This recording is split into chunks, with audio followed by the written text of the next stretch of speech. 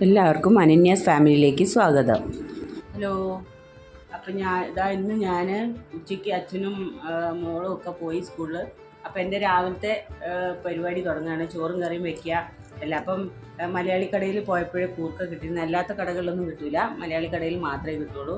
ഇത്ര വലിയ വലിയ കൂർക്കയാട്ടോ, ഇത്ര വലിപ്പമുണ്ട്. ഈ കൂർക്ക ഇനി നന്നാക്കാൻ കുറച്ച് സമയം എടുക്കും. നാട്ടിലൊക്കെ ആണെങ്കിൽ തുണിയിലിട്ടിട്ട് അടിച്ചിട്ട് അങ്ങനെയൊക്കെയാണല്ലോ ചെയ്യുക. അപ്പം ഞാനിതാ ഇന്നൊരു കൂർക്കപ്പേരിയാണ് ഉണ്ടാക്കാൻ പോണത്. അതും നിങ്ങൾക്കൊന്ന് കാണിച്ചു തരാമെന്ന് വിചാരിച്ചു. അപ്പോൾ ഇതാ ഞാൻ ഇങ്ങനെ കത്തി കൊണ്ടാട്ടോ, ഇത് വലിയ കൂർക്ക ആയതുകൊണ്ട് പെട്ടെന്ന് റെഡിയാവും. അപ്പോൾ ഞാൻ കയ്യിൽ ലേശം എണ്ണ തേച്ചിട്ടാട്ടോ കൂർക്ക നന്നാക്കണത്. അപ്പോൾ ഞാനിത് ഈ കൂർക്ക നന്നാക്കട്ടെ. ഇത് കുറച്ച് സമയം എടുക്കുന്ന പണിയാണ്. ഇന്ന് എല്ലാം ഇപ്പോൾ ഈ കൂർക്കയമ്മിൽ ഇന്നത്തെ ദിവസം കുറേ പോകും. അപ്പോൾ ഞാനിത് കൂർക്ക നന്നാക്കിയിട്ട് വരാം കേട്ടോ. അങ്ങനെ ഞാൻ കൂർക്കയൊക്കെ ഇതാ നന്നാക്കി കഴിഞ്ഞിട്ടോ. ഇതാ അത്രയും കൂർക്ക കിട്ടി. ഇതിൽ ചെറിയ ഉള്ളി പെട്ടിട്ടുണ്ട്. ഒരു 1/4 കിലോ കൂർക്കയായിരുന്നു ഞാൻ വാങ്ങിച്ചിട്ടുണ്ടായിരുന്നു കേട്ടോ. അപ്പോൾ ഇതാ കൂർക്കയൊക്കെ നന്നാക്കി. ഇനി ഞാനിവിടെ ടീപ്പോയിൽ വെച്ചിട്ട് അതൊക്കെ നന്നാക്കിയത്. അവിടെ അത്രയും സമയം ഇങ്ങനെ നിൽക്കണ്ടേ. അപ്പോൾ ഇനി നമുക്ക് ഇതിൻ്റെ ഉപ്പേരി ഉണ്ടാക്കാൻ പോകാം കേട്ടോ. കഴുകി കൊണ്ടുവന്നിട്ടുണ്ട്. ഇതിന് കുറച്ച് വലിയ കഷ്ണമല്ലേ, വലിയ കഷ്ണമാണേ. അപ്പം ഇത്ര വലിയ വലിയ പീസാണ്. അപ്പം ഞാനിത് ഇങ്ങനെ 4ആയിട്ട് ഇങ്ങനെ മുറിക്കുക കേട്ടോ. 4ആയിട്ടോ 2ആയിട്ടോ മുറിക്കുമ്പം ഒരു പെട്ടെന്ന് വേവാമല്ലോ. അപ്പം ഇത്ര വലിപ്പമുള്ളതൊക്കെ ഞാനൊന്ന് കൂർക്കൊന്ന് മുറിക്കുക. ഇവിടെ എനിക്കിഷ്ടമാണ്, ചേട്ടനും ഇഷ്ടമാണ്, മോൾക്ക് അത്ര വലിയ ഇഷ്ടമൊന്നുമില്ല, മോനും ഇഷ്ടമാണ്. കൂർക്ക നല്ലതല്ലേ, നല്ല ഇരുമ്പ് സത്തുള്ളതെന്നൊക്കെ പറയുന്നത് കേട്ടത്.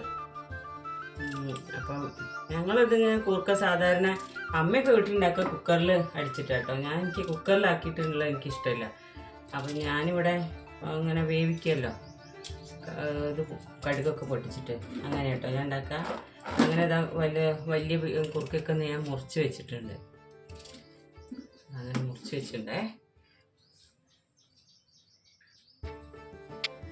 ചട്ടി ചൂടാകാൻ വെച്ചിട്ടുണ്ടേ. ഈ ചട്ടി ഒന്ന് നന്നായി ചൂടാകട്ടെ.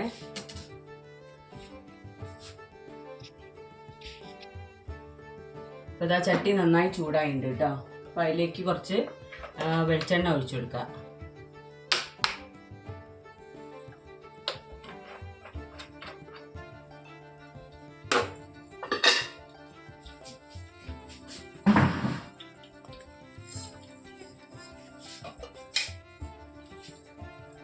വെളിച്ചെണ്ണ ഒന്ന് ചൂടായിട്ടുണ്ട്. അപ്പം നമുക്ക് കടുകിടാം. 1 സ്പൂൺ കടുക് ഇട്ടിട്ട്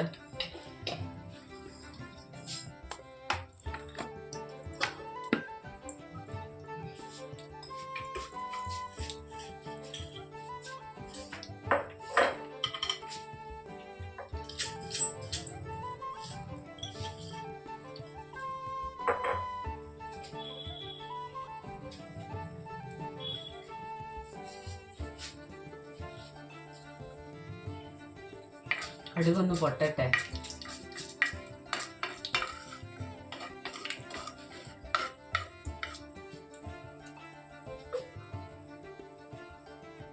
കടുകൊന്നും പൊട്ടുന്നില്ലല്ലോ. കടുക് പൊട്ടാത്ര സമയം. ചട്ടി ശരിക്കും ചൂടായില്ലേ. കടുക് പൊട്ടിയതിന് ശേഷം ഒരു 2 ചുവന്ന മുളകാണ് കേട്ടോ ഇടുന്നത് ഞാൻ. പിന്നെ അത് മുറിച്ചിട്ടിടാം. എൻ്റെ കൈ കണ്ടോ, ഈ കൂർക്ക നന്നാക്കിയതാണ്. എണ്ണ തേച്ച്, പക്ഷെ എന്നിട്ടും പിന്നെയും കയ്യിൽ ആ കൂർക്ക നന്നാക്കി പാട് കണ്ടോ, കറുപ്പ് കളറ്.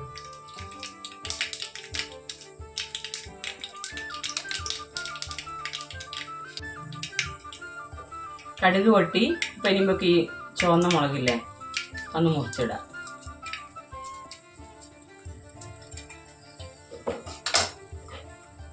എന്നിട്ട് നമുക്ക് ഈ നന്നാക്കി വെച്ച കൂർക്കല്ലേ അതിലേക്ക് ഇടാം.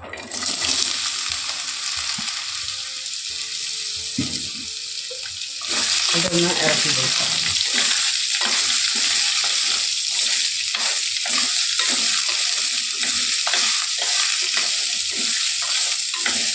എല്ലാവരും എങ്ങനെയാണ് വെക്കുന്നതെന്നുള്ള അറിയില്ല. ചില ആൾക്കാർ, എൻ്റെ ഫ്രണ്ട്സൊക്കെ തന്നെ പിന്നെ എന്താണ് കുത്തിക്കാച്ചാന്ന് അറിയാമല്ലോ, അവരങ്ങനെ മുളകിൻ്റെ ഇതുണ്ടല്ലോ, ചില്ലി ഫ്ലേക്സ് ഇട്ടിട്ട് പിന്നെ സവോളയൊക്കെ ഇട്ടിട്ട് ഉണ്ടാക്കും. അങ്ങനെ ഞാൻ ഉണ്ടാക്കാറുണ്ട്. അതാകുമ്പോൾ പിന്നെ കുറച്ച് കൂടുതൽ എരിവൊക്കെ ആയിരിക്കുമല്ലോ, അതുകൊണ്ട് ആ എരിവ് താല്പര്യമില്ലാത്തതുകൊണ്ടാണ് ഞാൻ ഇങ്ങനെ ഉണ്ടാക്കുന്നത്. രണ്ട് രീതിയിൽ ഞാൻ ഉണ്ടാക്കാറുണ്ട്. ഇതിപ്പോൾ ഞാൻ ഉണ്ടാക്കുന്ന ഒരു രീതിയാണത്. അത് ഞാൻ പിന്നെ ഒരിക്കലും ഒരു വീഡിയോയിൽ ഞാൻ കാണിക്കുന്നുണ്ട്. ഇപ്പോൾ ഇതാ ഒന്ന് ഇളക്കി കൊടുത്ത് ഇതൊന്ന് വേവാൻ കുറച്ച് വെള്ളം, കൂടുതൽ വെള്ളം ഒഴിക്കുന്നില്ല, കുറച്ച് വെള്ളം ഒഴിക്കുന്നുള്ളൂ.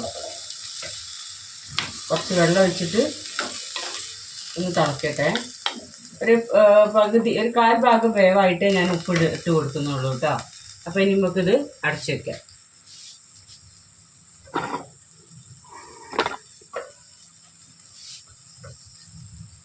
അത് അടച്ചു വയ്ക്കാം. ഒന്ന് സിമ്മാക്കി കൊടുക്കുന്നുണ്ടേ. നമുക്കൊന്ന് തുറന്ന് നോക്കാം. നല്ലോണം തിളച്ച് ആയിട്ടുണ്ട്. ഇത് അടച്ചു വെച്ചിട്ട് നീറി വേവട്ടെ.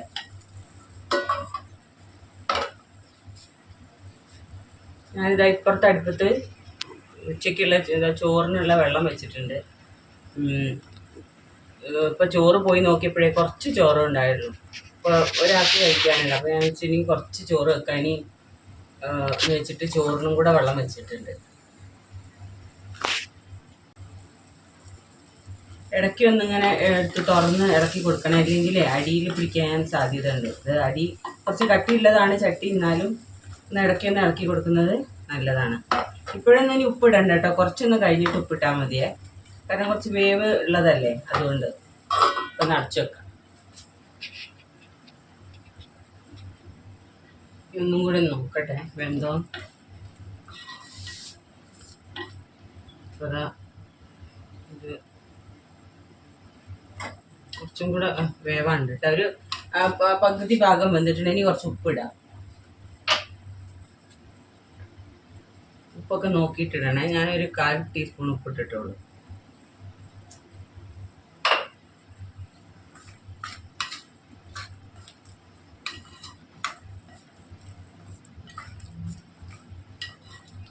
നന്നായി ഇളക്കിയിട്ട് ഇനി അടച്ചു വെക്കുക.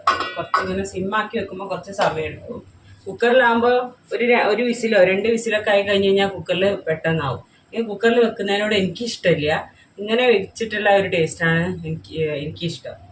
അപ്പോൾ ഞാൻ അതുകൊണ്ട് ഇങ്ങനെ വെച്ചു. പിന്നെ ഞാനിതാ ഈ ഇപ്പോഴത്തെ ഗ്യാസുമ്മിൽ ഞാൻ പറഞ്ഞല്ലേ ചോറ് ഇന്നലത്തെ ഉണ്ട്. ഞാൻ ഇപ്പോൾ പോയി നോക്കിയപ്പോൾ ഒരാൾക്കുള്ള കഷ്ടിച്ചുള്ള ചോറേ ഉള്ളൂ.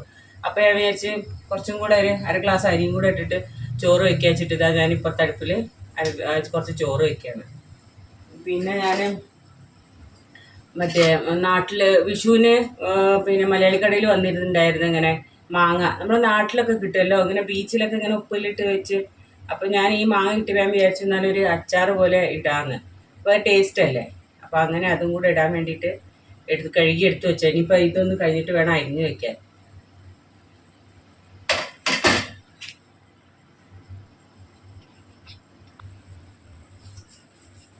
ആ കുറുക്ക ഉപ്പേരി വെച്ച സമയത്ത് ഞാൻ കിച്ചൺ ഇതൊക്കെ ഒന്ന് അടിച്ചേരി തുടയ്ക്കാൻ വേണ്ടി പോകാം കേട്ടോ.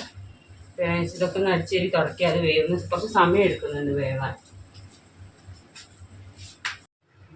അങ്ങനെ ഉപ്പേരി ആയിട്ടുണ്ട് കേട്ടോ. അതിൻ്റെ ഇടയ്ക്ക് ഒരു ഫോണ് വന്നപ്പോഴേ പിന്നെ എനിക്ക് ഷൂട്ട് ചെയ്യാനും ഒന്നും പറ്റിയില്ലേ. അപ്പോൾ ഞാനിതാ ഇങ്ങനെയാണ് അപ്പോഴേക്ക് പിന്നെ വെള്ളമൊക്കെ വറ്റിയിട്ടുണ്ട്. അപ്പോൾ അതിൻ്റെ ഇടയ്ക്ക് വന്ന് ഞാൻ ഗ്യാസ് ഓഫ് ചെയ്തതാണ്.